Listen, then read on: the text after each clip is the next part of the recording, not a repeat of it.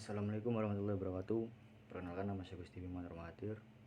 Di sini saya akan mendeskripsikan perihal bisnis jasa yang saya pilih, yaitu studio tato. Jadi studio tato adalah sebuah studio studio seni tubuh yang menyediakan layanan tato berkualitas tinggi dengan desain yang unik dan personal. Nah, studio tato ini mengutamakan keselamatan dan kenyamanan pelanggan dengan seniman tato berpengalaman menggunakan alat dan teknik terkini.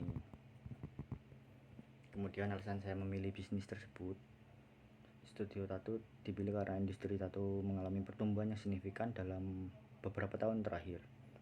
Masyarakat semakin menerima adanya tato sebagai bentuk ekspresi diri dan permintaan yang tinggi terhadap desain yang kreatif dan berkualitas.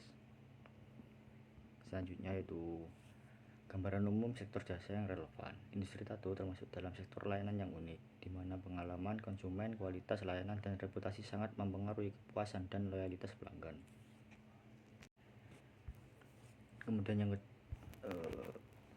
yang kedua yaitu analisis dinamika dan sistem bisnis jasa. Karakteristik bisnis jasa dalam lingkup intangibility, layanan tato tidak dapat dilihat atau dicoba sebelum dibeli. Pelanggan hanya dapat melihat portofolio atau contoh karya seniman. Kemudian yaitu dalam konsep inseparability, proses pembuatan tato melibatkan interaksi langsung antara seniman dan pelanggan, sehingga pengalaman sangat bergantung pada hubungan ini. Kemudian dalam konsep variability, setiap tato adalah unik dan kualitasnya dapat bervariasi tergantung pada seniman dan teknik yang digunakan.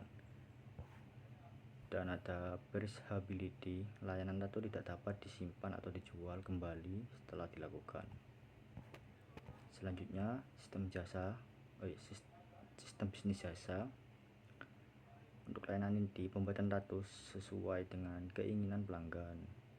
Kemudian untuk proses pelayanan, konsultasi desain dan penerapan tato. Dan interaksi pelanggan, komunikasi yang erat selama proses, mulai dari konsultasi hingga pasca layanan. Dan yang terakhir yaitu sistem pendukung, seperti alat dan bahan berkualitas tinggi serta lingkungan yang bersih dan nyaman. Kemudian yang ketiga adalah analisis perilaku konsumen. Jadi pelanggan studio tato adalah individu berusia 18 sampai 35 tahun yang mencari cara untuk mengekspresikan diri melalui seni tubuh. Kemudian keputusan pembelian pelanggan biasanya melalui tahap pencarian informasi, evaluasi, alternatif, dan akhirnya membuat keputusan berdasarkan portofolio seniman.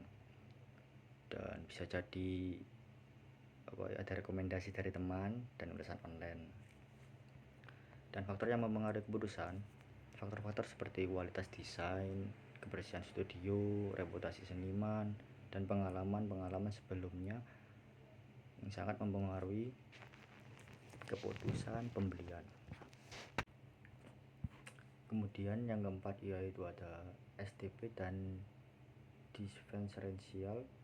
Jadi dalam segmentasi dilakukan berdasarkan demografi, usia, jenis kelamin, dan untuk psikografi, minat gaya hidup, dan perilaku, frekuensi kunjungan jenis tato. Kemudian kita masuk ke targeting. Jadi targeting utama dalam individu muda yang kreatif dan mencari bentuk ekspresi diri yang unik.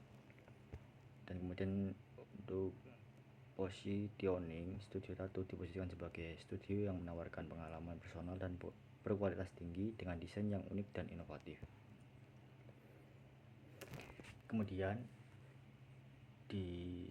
diferensiasi dilakukan melalui pelayanan konsultasi yang mendalam, portofolio desain yang beragam, dan fokus pada keselamatan para pelanggan dan kenyamanan. Dan kita masuk yang kelima, yaitu strategi pengembangan produk jasa baru. Jadi ide ide inovasi baru menghadirkan layanan konsultasi online untuk desain tato, di mana pelanggan dapat berinteraksi dengan seniman melalui video call atau mendiskusikan itu mereka. Untuk manfaat bagi pelanggan dan bisnis, bagi pelanggan memudahkan proses konsultasi, memberikan akses ke desain yang lebih personal. Kemudian bagi bisnis, menarik lebih banyak pelanggan dan peningkatan kepuasan melalui pendekatan yang lebih fleksibel. Baik, kita masuk ke kesimpulan. Jadi kesimpulan yang saya dapat dari yang sudah saya paparkan, yang pertama itu adalah analisis ini menunjukkan bahwa strategi pemasaran yang efektif dalam bisnis layanan seperti studio tato harus memperhatikan karakteristik dari layanan dan kemudian perilaku konsumen serta penerapan STP dan diferensiasi yang tepat. Melalui inovasi dan fokus pada kualitas layanan, studio tato dapat meningkatkan kepuasan pelanggan dan membangun loyalitas yang kuat. Untuk refleksi pembelajaran mencakup pentingnya pengalaman pelanggan dan adaptasi terhadap tren pasar dalam pengembangan strategi pemasaran. Sekian, wassalamualaikum warahmatullahi wabarakatuh.